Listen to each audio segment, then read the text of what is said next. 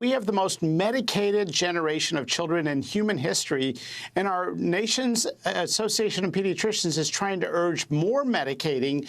Meanwhile, they missed the entire obesity epidemic. They missed sugar addiction as the driver of obesity. We have a system that's playing whack-a-mole with late stages instead of addressing underlying problems.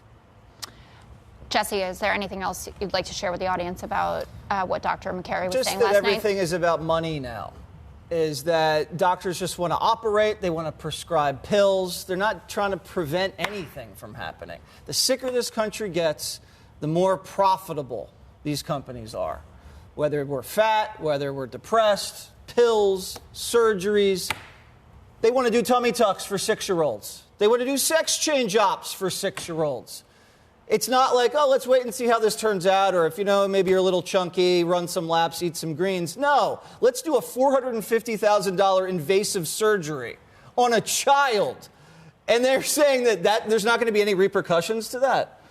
And then also, they feed you these horrible, unhealthy foods, sugar, processed carbs. They tell you it's good for you. The new food chain came out, new food pyramid. It's a scam. They say that frosted mini wheats is healthier than a fried egg, and then they wonder why people get fat, and then they overoperate. And we're all left to be victims. So to that point, Judge Aaron Kelly, who's the co-director of the Center for Pediatric Obesity at the University of Minnesota, has said that obesity isn't a lifestyle problem. It predominantly emerges from biological factors. And we all know that biology does play a role in this, but is taking out the decision-making, things like going to physical education classes and what you eat, Look, I'm not a doctor, but I can tell you this. This generation of kids is looking at their phones, they're watching television, they're couch potatoes, they haven't gone to school for 2 years, they don't get involved in phys ed in school, it's not even required anymore, and then when they do go to school, the food that they have, I was reading some of the studies, the food they have at school has more sugar in like 69% of the cases than it should have. I'm not talking about desserts, I'm talking about the regular food.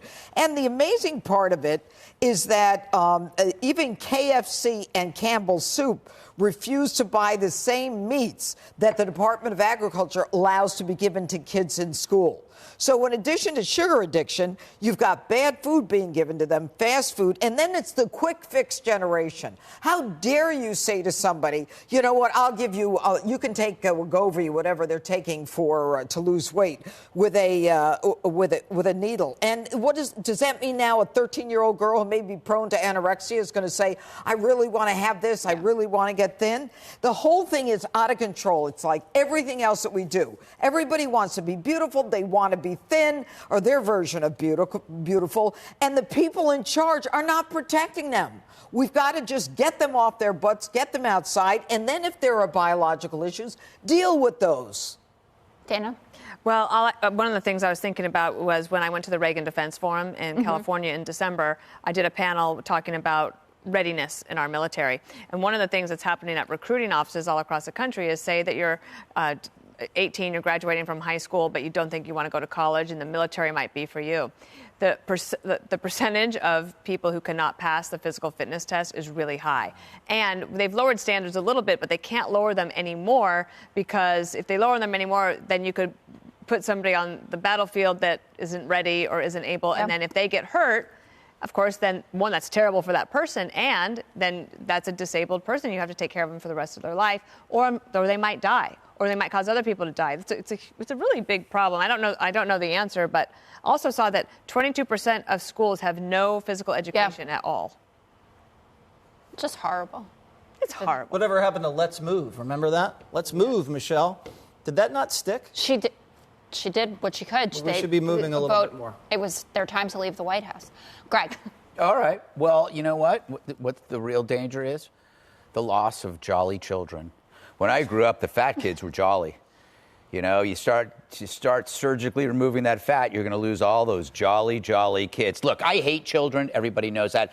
I hate ugly children more. I think we should lean into the surgery. If the kid's got zits, do a facelift, right? If he's pudgy, do the lipo. He's short, insert the bolts, lengthen his legs. Like you did. Red hair, shave it, insert black hair follicles. You want an athletic look, get some pec implants. Why not? Why not do it, right? The American Academy of Pediatrics, when did it turn into an engine of of child abuse. When you look at some of the stuff that's coming out of these organizations, it's disgusting. Nobody is there to defend these kids anymore. But we're all to blame at this. When I was home over the holidays, I was binge watching Friends, and the commercials, the selection of commercials tells you everything about the American system and why the sustained problem of obesity is actually intended, right? So the first commercial in the break, succulent Pizza Hut. The next commercial, a prescription for weight loss. After that, McDonald's. After that, Weight Watchers. After that, Dunkin' Donuts. After that, a commercial for diabetic medications, type 2 medications. So what we have is one thing feeding after the other. You have the food company that's in bed with these government agencies. You have the drug companies that are in bed with these agencies. They don't want to say bad things about anything. That's why sugar got a free pass, and everybody went after protein. And fat. Right? And fat. And it was actually, it was sugar, sugar, sugar. But these cereal companies, these are huge companies. The corn syrup, all of this stuff. So the commercials, just watch the commercials. And you will unsee it. You will see cereal. You will see weight loss. You will see pizza. I wonder what the next commercial is on the 5. Well, you'll see My Pillow. And then you'll see Proof of Life, whatever that stuff is.